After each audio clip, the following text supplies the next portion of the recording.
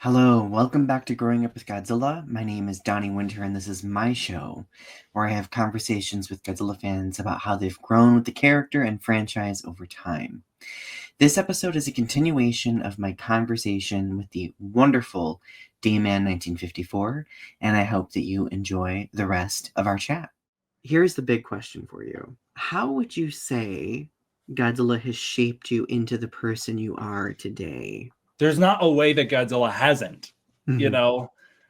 And I think it is interesting that, like, especially Kong 2017 onward, I think I've gained like a real reputation in certain parts of this online space where people view me as like this Godzilla hater and like this Kong dude. Like, I like Kong more than Godzilla, which isn't actually true. I still, at the end of the day, I like Godzilla more than I like Kong. I just happen to prefer the character. I like the depth of character that Kong has, and I really latch on to him, and I feel very protective of that character. But Godzilla's my fave, and I feel like Godzilla has given me a goal to strive for, you know, where it's like every single thing that I do, there's like 1 degree of Kevin Bacon away from it being Godzilla's fault that I do it. You know, I play piano. Well, I only started playing piano because I wanted to learn how to play Godzilla's music. I started drawing when I was young, and the only reason is because I wanted to get good at drawing Godzilla, which is something I need to start picking up again. That's a hobby that I really dropped. But like, I got really into art because I really wanted to learn how to draw Godzilla. I started writing because I want to write Godzilla films or, you know, books or whatever.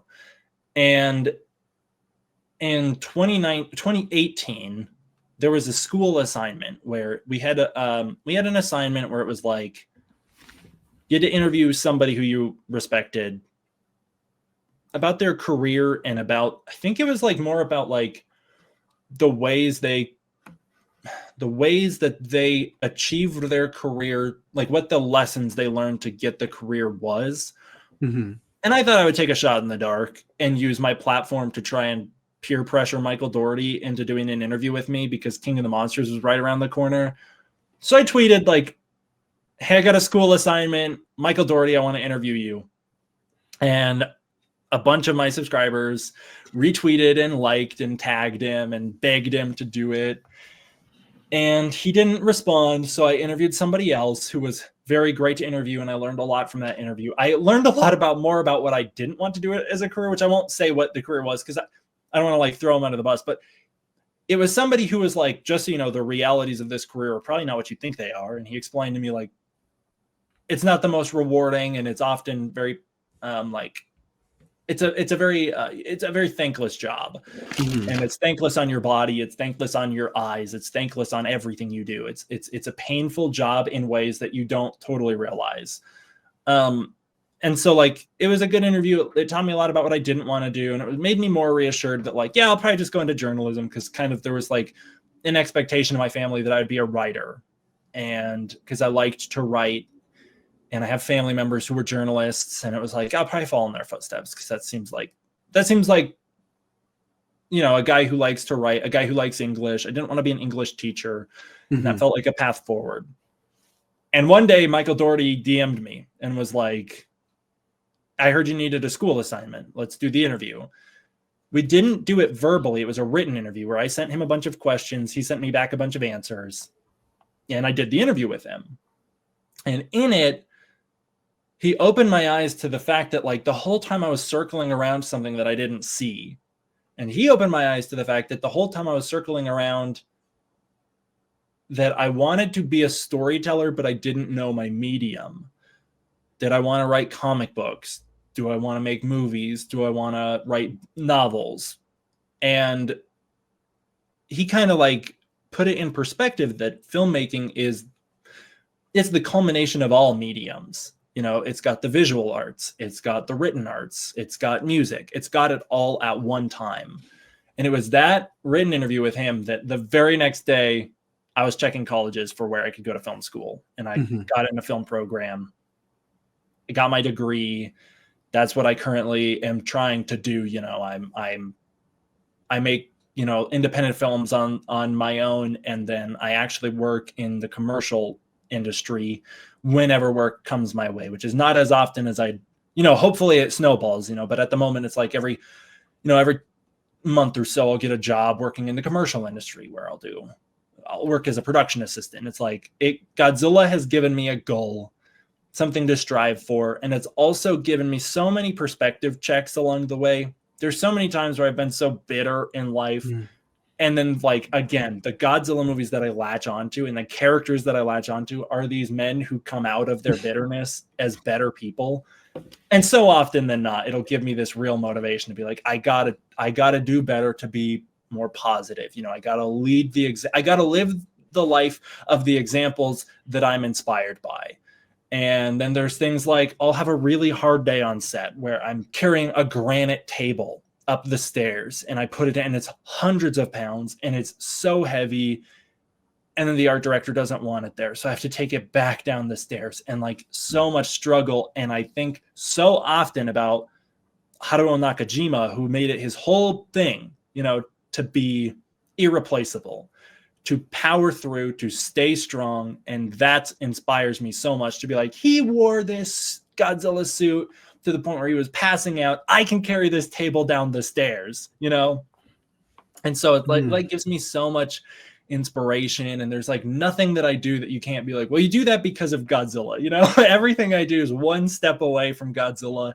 And I'm hoping, fingers crossed, that someday it leads back to that. And that someday that's where I can wind up on set, working with these people in the creative department, being like, you know, a job I would love to have is a job where I could sit there and I could say, well, hold on, Monsterverse, you already established this lore. So let's try and work with the story you want to do with this story you've already told, rather than just completely ignoring that this has happened, you know, stuff like that. I would love to be involved. Or even if they're like, Derek, move this granite table down the stairs because we're going to be having Gia come in this room, you know, and she needs to walk around and there can't be a table in her way. And so I have to move that, you know, I just want to be involved in some small way in this world of Godzilla, where I can be creating alongside the people that I love. Wow. That's so poignant to me. I mean, as a writer, as someone who also, my career has been shaped by Godzilla. I teach at the college level because of it. I write because of him. Like that, I really resonate a lot, because in so many different parts of my life, especially those vulnerable spaces, Godzilla teaching me to power through was something that I always latched onto. So like, I don't think I've ever really had anybody articulate it the way that you have, that kind of makes me realize like, oh wow, I did like that. That is how I powered through, truthfully. And in some ways still to this day, I think that I power through as a result. Yeah. Wow. There's it's really interesting because like I talked about that time period in 2019 a lot, just because that's probably the most formative time of my entire life, where I learned the most about myself. And I got really, really upset in late 2018, early 2019 about the way I was being treated and perceived online, which I've already mentioned as this King Kong fan who hates Godzilla. And I'm a fake Godzilla fan. And like, to call my fandom into question used to really, really offend me. And I got really bitter to the point where I remember one time at school talking to my friends, and I'm like, I'm no joke, I'm one day away from quitting. I'll abruptly stop, no more anything else. I'm done. I cannot stand the way I am being perceived simply because I'm rooting for a fictional ape in a movie against him and a fictional lizard. Like, I can't stand the fact that just because I would be Team Kong, I would no longer be considered a real Godzilla fan. It used to really upset me. And I don't think it clicked until like late 2024, where it finally like started to set in my head on like a couple things. Number one, I've slowly been learning the lesson of, it is not my job to, first of all, prove myself and my fandom to everybody. It is not my job to try and explain. If I have a critique of this movie that you don't get, it's not my job to make it I don't need to make you see my way. I don't. If you think that this movie's flawless, I am jealous. And I don't need to see it your way, and you don't need to see it my way. And that's okay. And it is not my job to defend the merits of a fictional ape against a fictional lizard you know, and all this stuff. And it like started, that really has been setting in where it's like, I take it too seriously, and I need to learn to not take it as seriously. And that's okay to not take it as seriously. And on the other side, it's like, it really clicked, or it was like, you know, I have to move these heavy furniture around, and I have to do these tends to be fairly grueling jobs on set. And I'm inspired by Haruo Nakajima, but I'm inspired by a real man, Haruo Nakajima, and that's okay. And it finally clicked, like, I'm inspired by Nakajima playing Godzilla, but there are many people who are just inspired by Nakajima's Godzilla, a guy who gets his ass kicked and then perseveres. You know, they're inspired by the character, and it's okay. Like, I started to get like, oh, because Godzilla means so many different things to so many different people, there are going to be people who take him even more seriously than me, and it's not my job to prove that I am the same level of fan as them.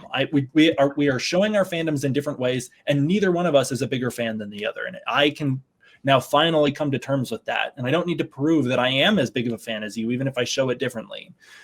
And it's also okay for you to take Godzilla so seriously that he's your inspiration, and you can't stand to see him get beat up by this fictional ape, because you want to see him persevere. And it's this disconnect where it's like, it's okay to be like, I can be inspired by Nakajima, you can be inspired by Godzilla. We're both inspired by the same thing at the end of the day. Absolutely. And we don't have to fight about it. It's okay for you to get upset that somebody says Godzilla's weaker than you perceive him to be. It's okay for me to not have to defend my position on that. It's just okay for us to show our fandom in the ways that we experience it without fighting all the time. And it finally clicked in my head where it's like, there are people who are going to be carrying this furniture who are thinking of Godzilla and not the man inside the suit. And that's equally as valid, you know? Yeah. Finally clicked for me. You know, it's it's interesting that you mentioned this, like just struggling with like just arguing with people online, because I like a good argument every now and then, I'm not gonna lie.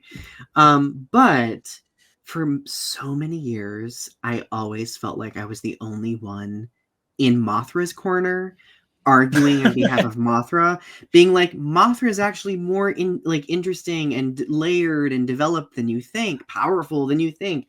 And of course, everybody was like, Mothra's stupid. Like, why are you a Mothra fan? And now years later, like these same people who were saying those things come to me and they're like, actually, Donny, you were right. You were right about it. In my head, I'm like, well, duh, of course I was right. But then another part of me is like, you know, I'm really glad that like you at least took the opportunity to look at this character in a different way, right? And, you know, I've had that same conversation with people too. Like, I used to not be a particularly huge fan of Anguirus, but then I saw so many people who absolutely love how that character's an underdog and how that character is just such a loyal, devout ally to Godzilla. And then I started putting aside like my original perception of that character, and I'm like, you know, maybe I was being too hard on the character. It's very possible that I was. I think we all go through these shifts where we realize that we are all different fans for different reasons, and I think that's one of the reasons why I've wanted to do this show, because I know that we all have those different vantage points.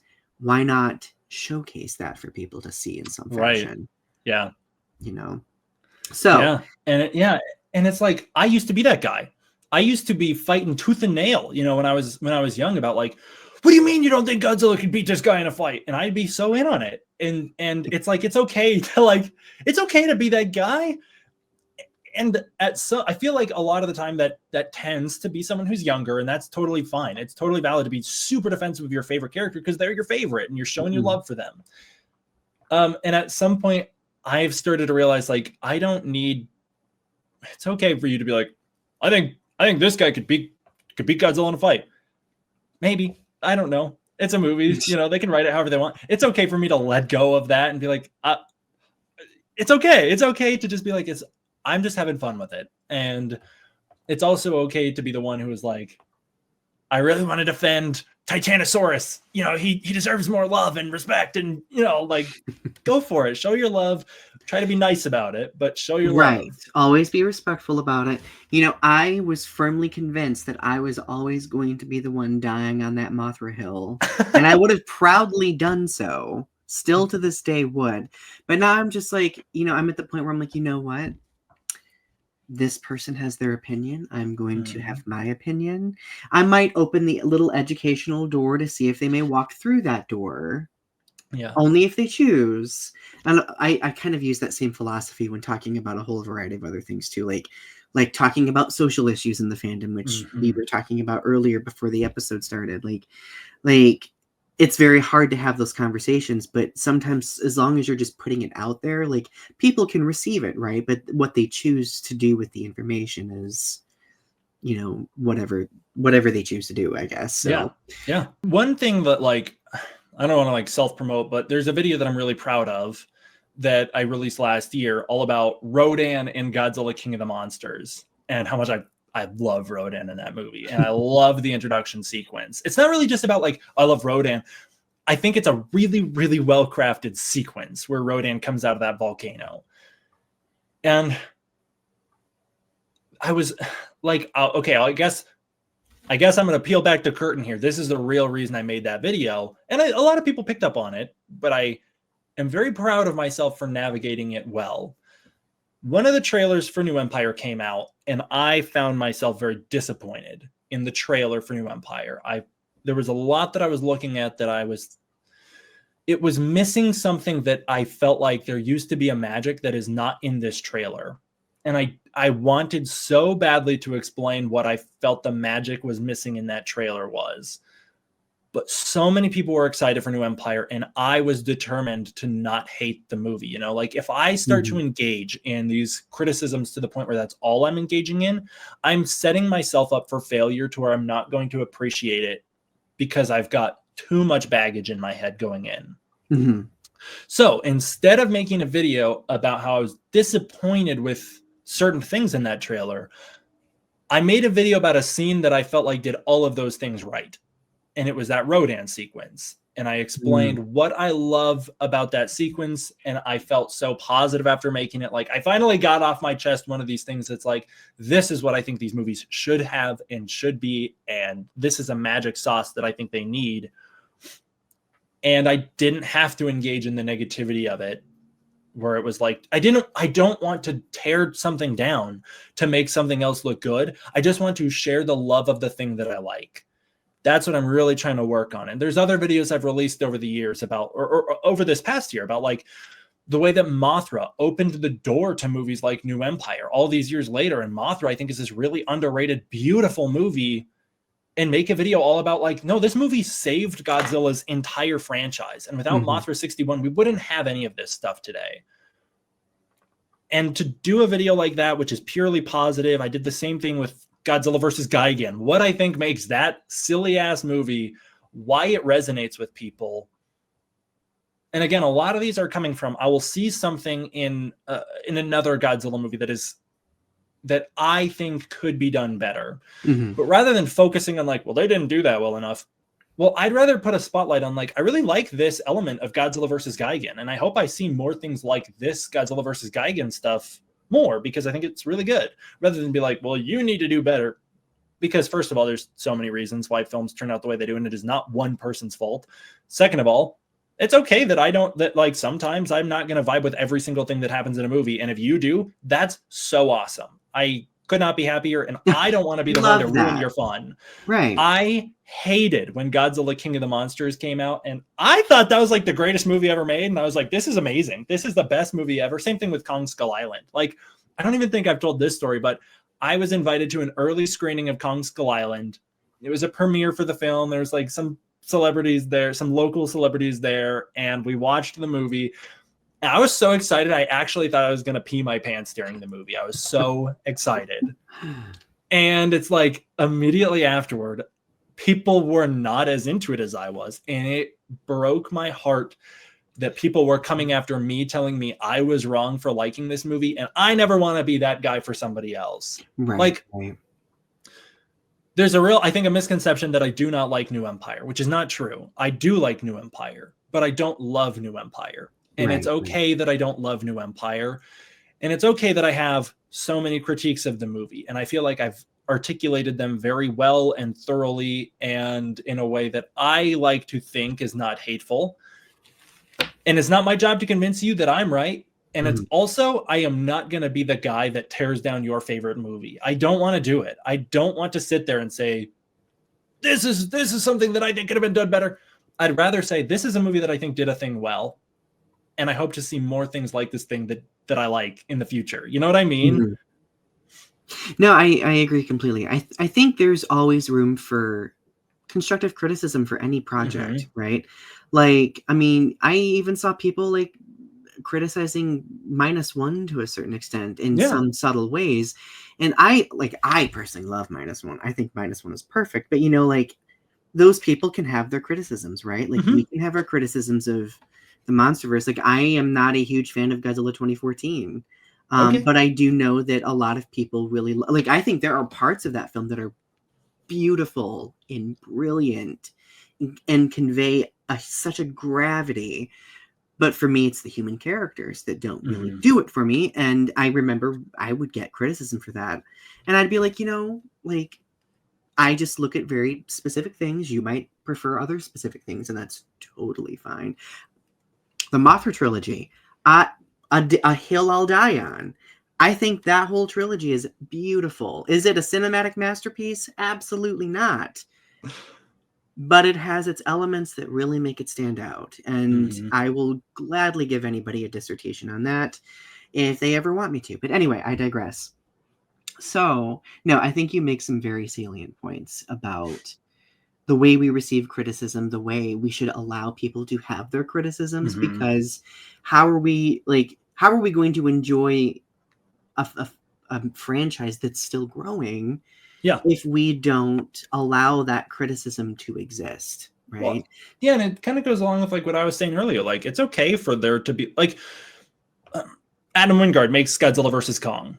And he looks at that movie, and, you know, if you listen to him talk about it now, he'll talk about like there are a lot of things that he didn't know that he could or should be allowed to do in that movie, that for New Empire, he felt like he really came into his own with a lot of the things he did there, like letting the kaiju be fully fledged characters that can go on extended adventures without the humans yapping over them, explaining what they're doing. And I'm sure he looks at GVK and wishes he added longer sequences of the monsters, allowing them to explore their character more. And it's totally cool. Like, he is having the same growth that I have when I look back at certain videos and I'm like, oh, I was too negative there and I really shouldn't have done that, or I shouldn't have said that, or I should have articulated my thoughts better. We are all growing and the franchise is growing with us. And it's also such a widely varied franchise that, like, it's not always going to have every single element appeal to you. And it's totally cool for that to be the case. When I watched -1 in theaters, I was with a friend who we were in Japan together. A friend was with me. He saw it like minutes after I went into one theater, he went into another. His ended just after mine. We got out. I was so excited to talk to him about it. And I ran over and I was like, what'd you think? And he turned to me and he was like, don't ask. What did you think?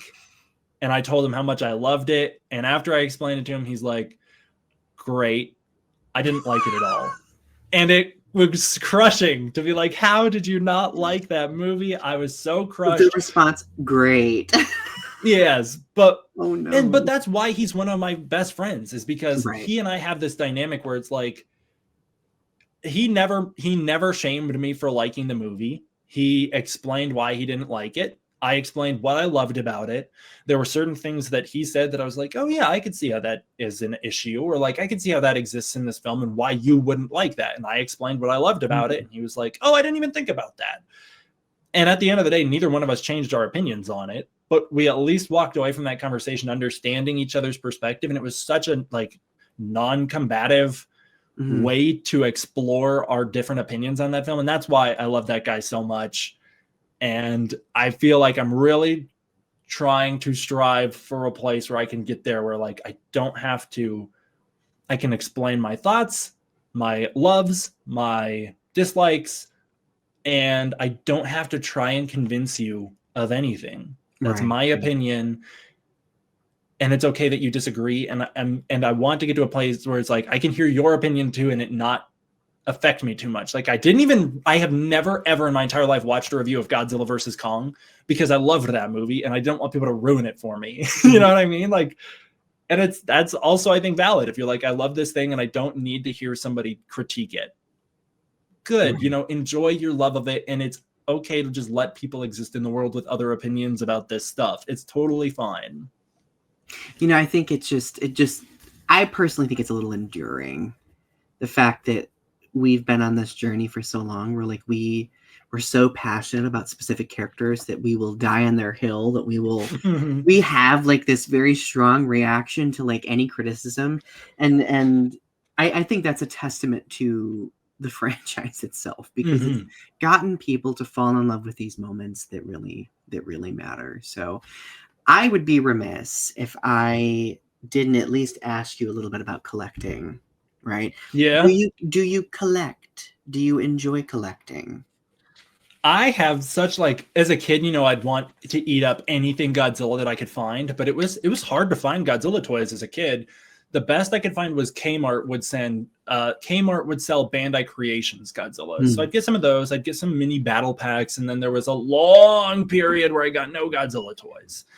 That's the Godzilla drought I experienced, was there's no Godzilla toys available. And so I got really into Ben 10 toys. And 2014 came out, got a couple Godzilla toys. Obviously, I didn't have money of my own back then. So it was all like stuff that I'd be given for gifts or whatever. And it was only until Godzilla King of the Monsters that they released those Jack-specific toys. And I had been covering them in my news videos where it was like, they're doing these toys. And enough people had wanted to hear what I thought of them that I was like, oh, I'll buy them when they come out, sure. And I reviewed them, and I had a great time reviewing them. And it was so fresh and different because doing 10 years of news videos you can get into a real rut with that. And toy videos became this like nice escape for me to have this nice mental relax from a news video. And it was totally different. It was a totally different style of editing and everything. And so it's like those became a thing that I really liked. And because of that, now I'm really into collecting. And now I have all of this that I did not have 5 years ago. I think my collection in 2018 was of these shelves back here. It pretty much fit on like, maybe it would fill one, maybe. And since then, I've been so into collecting them for videos and reviews. I don't collect a ton of stuff just for me at the moment, but that is changing in that the things I'm interested in collecting has shifted. I'm not as into the figure. Like, I like getting the figures. It's fun. I am getting a little more picky about which figures I get, especially because I'm out of like I don't know where to put stuff anymore. I'm out of space. So it's like, I got to get a little more particular about what I'm collecting. Also, like, I'm getting really into other stuff, like books about Godzilla are appealing to me a lot more. I really want to learn more about the making of them. I'm into like artwork and stuff. I'm really proud of a lot of the stuff on my walls because it's like autographs with a story behind them. The things I'm getting into collecting are things that I have like a lot stronger of a personal connection with than just a figure. And there are some figures that I have like a really strong personal connection with. Like there's this, my first X Plus figure is a Godzilla 2014. It sits up there. I didn't grab it, but I have this really strong connection to it because junior prom, I didn't want to go to prom. My best friend, I don't think he was going, or if he was going with a group I didn't want to be going with. Like I didn't have like a prom date. I just didn't feel like I should go. I didn't feel like I would belong at prom. It was also at a point where I was very isolated. And I've gone through many periods of like, sometimes I'll be really social. Sometimes I'll be intensely isolated. Sometimes I'll be, then that isolation will really kill me. And then I'll need to be social. And that's like where it ebbs and flows. And so like that Godzilla 2014 X Plus that I have, I only have it because junior prom, I was like, I got nothing to do tonight. My brother was like, are you sad you didn't go to prom? I'm like, I don't know if I'm sad I didn't go to prom. I don't know. And so he's like, well, then let's go do something. So he took me to a comic store I'd never been to before. And I bought this Godzilla 2014 X Plus. And I bought, I think it is actually a Godzilla 1954, Godzilla 2002. Like it's the, I think my comments explained it's supposed to be the flashback Godzilla in Godzilla X Mechagodzilla of the 54 suit.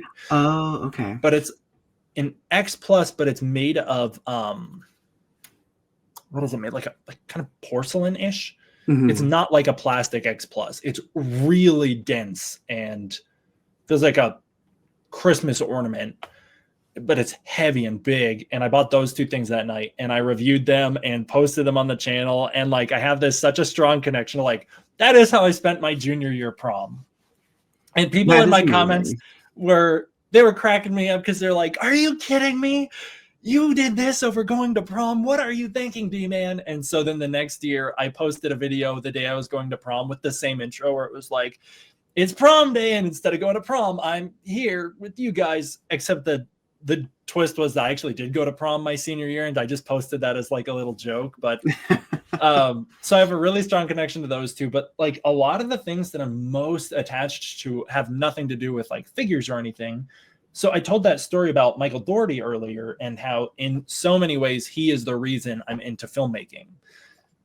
And when King of the Monsters came out, he sent me like a care package and was like, "Thank you so much for years of coverage and support on this movie. And I'm sorry that the interview we could not, because the studio would not allow us to do an interview talking about the movie." Mm-hmm. And so he sent me like a care package. I think he sent one to one other person as well that was like, "Sorry, we did not get to do the interview you wanted, but at least hopefully this can make up for it." So he sent me this, which is a Monarch journal. And he wrote me a little note inside. Not like a big note, but just a little note in here. Oh, that's so thoughtful. And so then he sent this, and he sent this. Both of these are on sale now. I don't think at the time they were not, but he sent me this, which is a Monarch mug. Mm-hmm. And I think these are up for sale on the Legendary website. At the time, they had not been released yet, but then I taped this little "not yours" onto it. And I tried really hard to match the handwriting, because there's this very small shot in King of the Monsters where Rick Stanton, Bradley Whitford's character, picks up his mug and takes a drink. And if you pause it, you can see he's got "not yours" taped over his mug. So I wrote that on there and did that as a little reference. But that means a lot to me. This is one that I like. There's some other ones that like this is the King Ghidorah motion capture actors from King of the Monsters. As you can see, I have a super strong connection to 2019 King of the Monsters. But like, this one is the mocap guys, where I had done an interview with Alan Maxson about King of the Monsters. I had recorded an interview with Jason Lyles about it before the movie came out. We didn't really get to talk about Godzilla as much as we got to talk about their careers in mocap, because Godzilla was like, they're under NDA. And then another kaiju YouTuber had been posting too many leaks, and Legendary and Warner Bros. Came down on all of us. They actually let the person posting the leaks slide because they felt like punishing them would validate the leaks too much. Oh, okay. I got punished. They took my interviews down, and I had to wait until they gave me a release date that I could re-release them on, which was the movie's release date. And then they canceled my interviews with TJ Storm and Richard Dorton. And so at the same time, a convention had reached out to me, Anime Matsuri, like, "Hey, do you want to come to our convention? We're bringing Godzilla Store Tokyo. Do you want to promote?" And I was really sus, like, this is fake for sure. I'm getting scammed.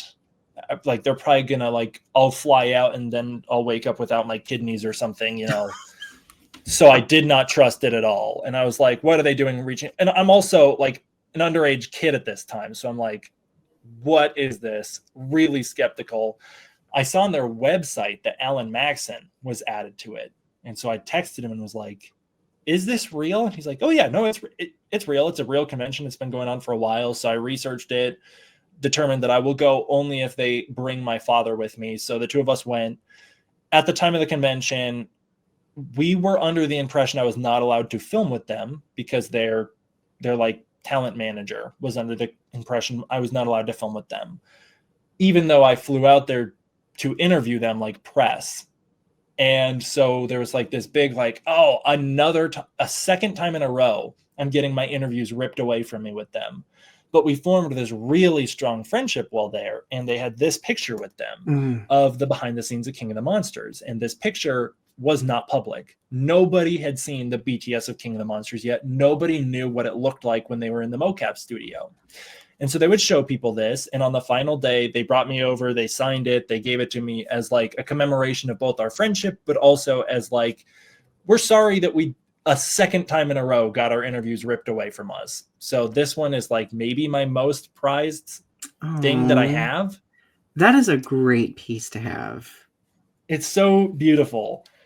This one is a sort of a different story, but I have a couple things. I'm very fortunate in that when I go to Anime Matsuri, I can forge these friendships that are really valuable and important and mean so much to me. And I've been very fortunate that I become friends with Shinji Nishikawa, who is a Godzilla concept artist who's been working since Godzilla versus Biollante in the Godzilla space. He's designed Biollante and Kiryu and so many others. He did the Millennium era redesigns for Godzilla, and he's fortunately become a good friend of mine. And at Anime Matsuri 2023, I asked him if he would do a commission for me of Godzilla -1. Now, at the time, the only thing we had was the poster of Godzilla and the SH Monster Arts photos. And he was like, oh, I've never drawn Godzilla -1 before. I don't even know what he looks like. I've never even seen the movie. Like, how can I draw this character if I've never seen the movie? And I showed him the SH figure, and he was like, okay, give me a minute and I'll think about it. He came back to me like an hour later and was like, I will do it. I draw the same Godzilla every single day, day in and day out, the same commissions over and over again. I want a challenge. This is a great challenge. Let's do it. So behind me, right there, is the very first ever Shinji Nishikawa Godzilla -1. The next year, the year afterward, I didn't have a ton of money. So I got a Christmas present for my dad, which was a drawing of the Gargantuas fighting Mechanicon. And I was like, he was like, this is so insane. I've never paired these characters together ever. I've never even heard of anybody who likes these three characters as a pair, or like who like they're their favorites. And I was like, well, they're my dad's favorites, so I want them. And he thought it was so funny. And I was like, if I can give you a Godzilla character in official, like a real Godzilla character, not just that you've never drawn before, but that you've never even heard of, will you do it for free? And he was like, I don't believe that there is such a thing, so let's do it. And so I pulled up that while Hanna-Barbera had the rights to Godzilla, there is a Godzilla's daughter cameo in Scooby-Doo and the Ghoul School. And Godzilla's foot is in the episode. And I was like, technically, this is at the time when they would have the license. I'm counting this as an official character. And I showed him the drawing, or I showed him it's in one panel, and he thought it was the funniest thing ever.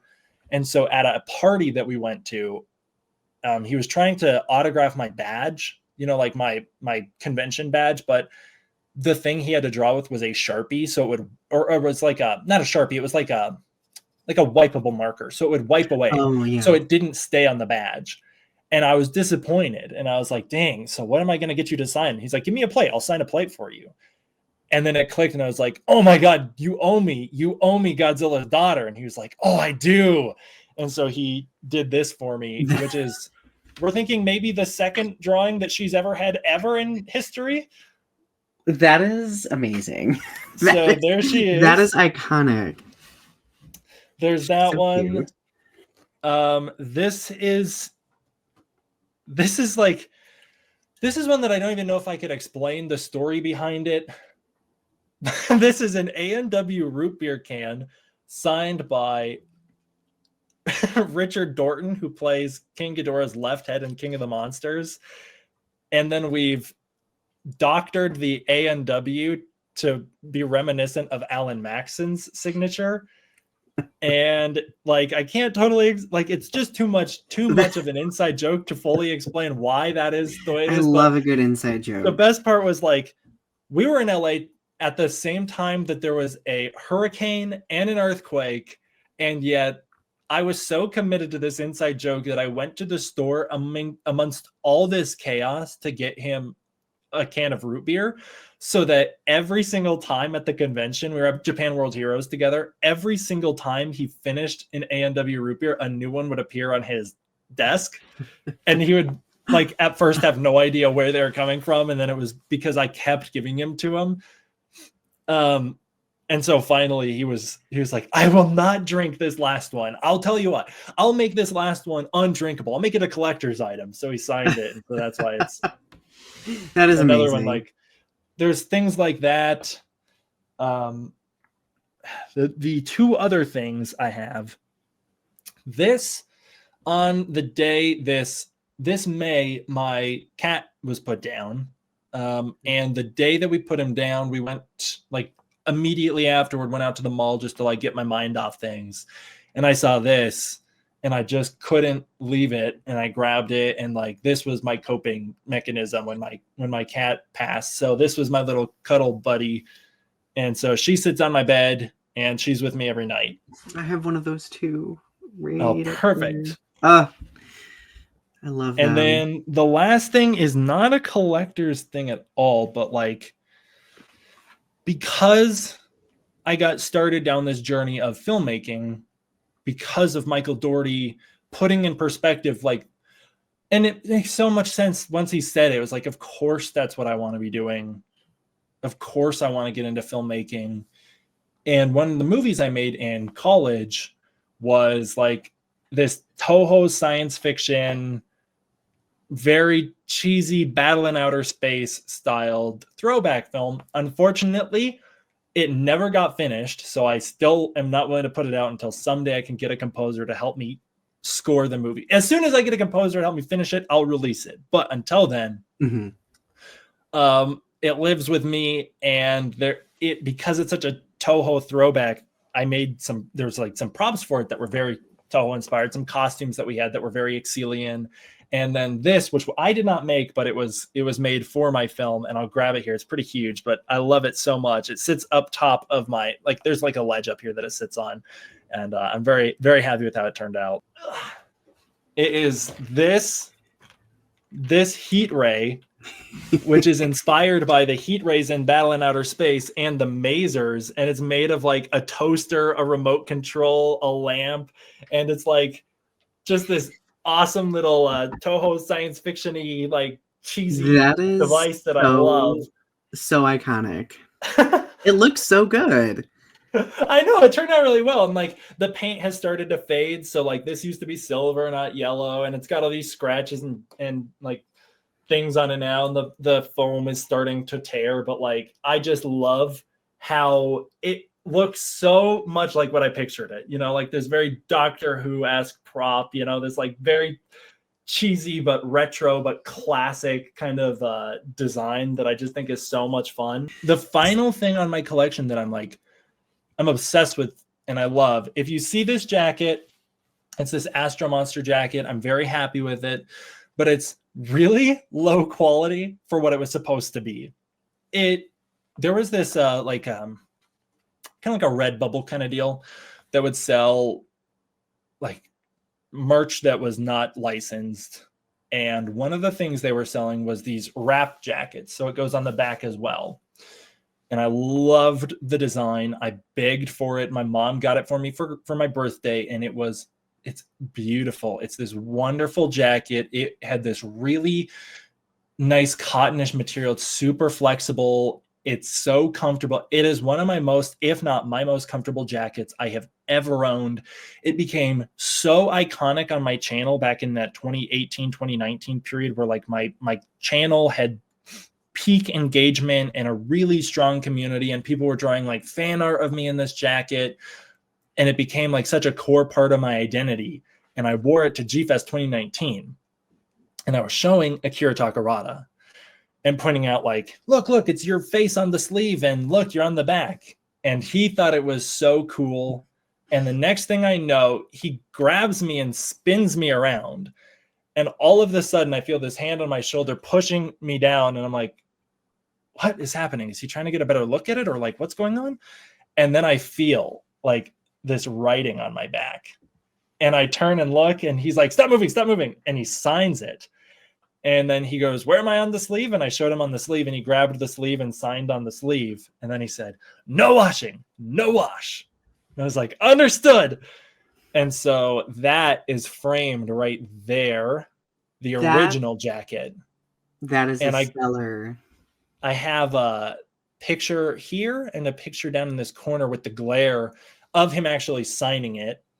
And then I bought a replacement, and it came, and it's like so trashy compared to the original. The quality is so horrible. It's now this like weird, tense material. It's all awful, but like I could not be happier with it, because even if this jacket doesn't live up to the original, it's like not the right colors. It's super dark. It's so sweaty.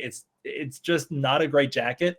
The original is now like this beautiful centerpiece of my entire collection. It's such a core memory for me, and I love where it wound up. That's so poignant though too. Like R.I.P. Akira Takarada. Like having that as a centerpiece and having that memory is so important in my opinion. You know. Now, thank you for showing these really cool aspects of your collection. It's making me want to step up my collecting game just a little bit, because these are some really awesome selections. I do have one final question for you. Yes. And this last question is, do you have any advice for Godzilla fans who may be new to the franchise? If there's like, okay, if we're talking like people who have yet to get into Godzilla but are interested, I do think like if I'm talking entry points, I kind of like, it depends on your personal taste. If you're someone who likes sillier movies or like cheesier movies, I think probably like Invasion of Astro Monster is a great place to start.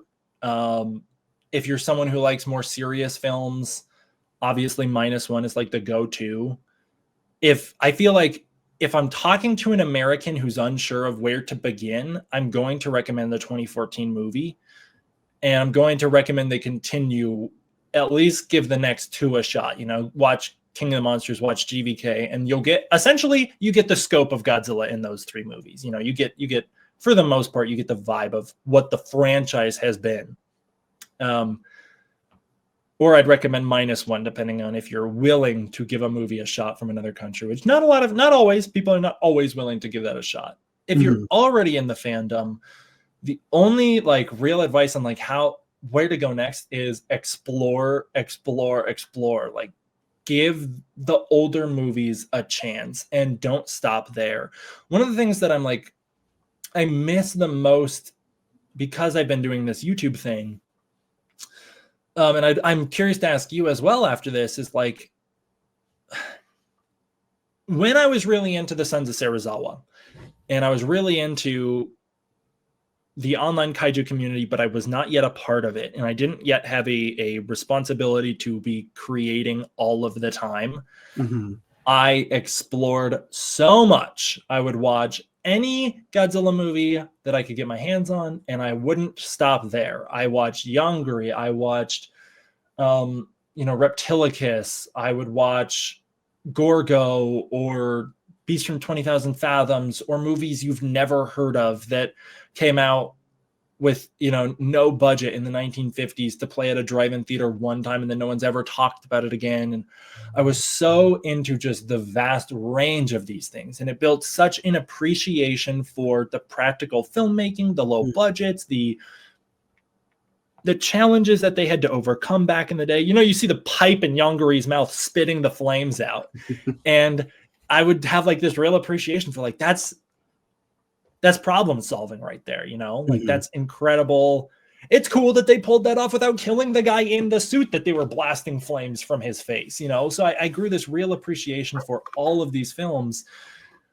And now, because I'm on a deadline of every single day, I have to make and post a video, and they need to do at least okay.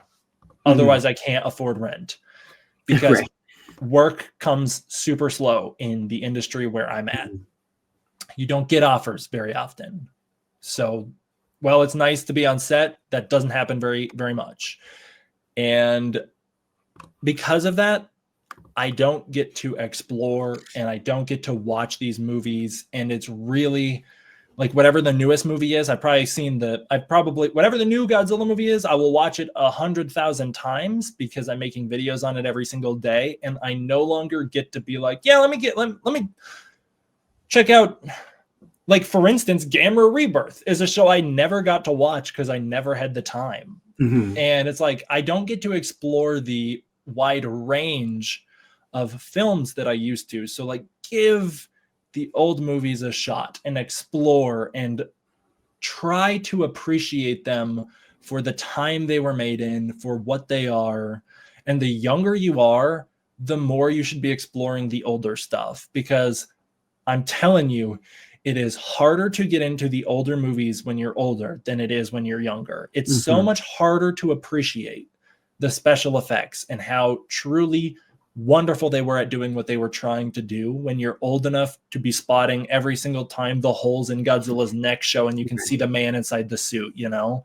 It's so much harder to get into the older stuff the older you get. So try to expose yourself to as much right now so that you can appreciate it later. That's my biggest advice. And then also, like I've been talking about, try to not take it too seriously and be nice to Team Kong and Team Mothra and whatever. Mm.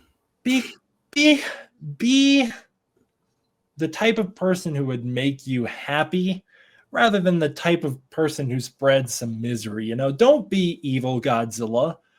Be good Godzilla, you know? Just try and don't take it as seriously, I guess. Yeah. We're all here to have fun. That's the whole point. No, I completely agree with everything you said. I think going back and watching those older films, people need to consider the historical context, the time period. But I also just think that if we can find the joy in it, that's at the end of the day what makes it enriching, right? Yeah. Regardless of opinions, regardless of perspectives, right? As long as you're not like weaponizing them against somebody, you're good. You're good to go. So, Dman, where can people find your stuff? You can find me at youtube.com/dman1954. I have a Twitter, Dman1954 Gojira. You can follow me on there or not. That one probably is the social media I use the next most, but do yourself a favor and don't use Twitter. If you don't have to for your job, don't use it. It's not worth your time. It's a You can health find me on YouTube. Yeah, exactly. If you look, the times I've been most miserable in this fan base are directly correlated to the times I was most active on Twitter. So do yourself a favor and avoid it. You can find me on YouTube, and that's the best place to get in touch with me. You know, like that's where my community's at. I also have an Instagram, King of Kings 1954, that I don't think I've posted on in 2 years. So find me on YouTube, and that's the best place to get in with me. Well, everyone, I will have a link to the YouTube channel down in the description section of the video. Please go subscribe because I saw you were very close to hitting 100,000 subscribers. I am so close. It's so exciting. 2025 is going to be that year. But most importantly, thank you for sitting down with me and having this chat. It's been such a fun conversation. And thank you for the community that you create. Thank you so much. Well, thank you for persevering and going from being that isolated person to being that person determined to create community, because I think that transition is so important. So yeah. Well, thank you for opening this up to me. Thank you for inviting me. Thank you for bringing me here, and thank you for doing stuff like this. Like this stuff I think is so important. It was one of my favorite things about the Monstrosities channel when they were super active, was like, I love it when people can do just that, can create these communities. And I love what you're doing here. And so thank you so much for inviting me to be a part of it. I really appreciate it. Well, thank you. That really means a lot to me. Thank you.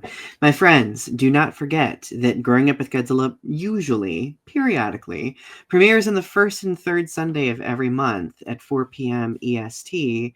And most importantly, don't forget to keep standing tall, my friends. Have a good rest of your night. Bye. Bye.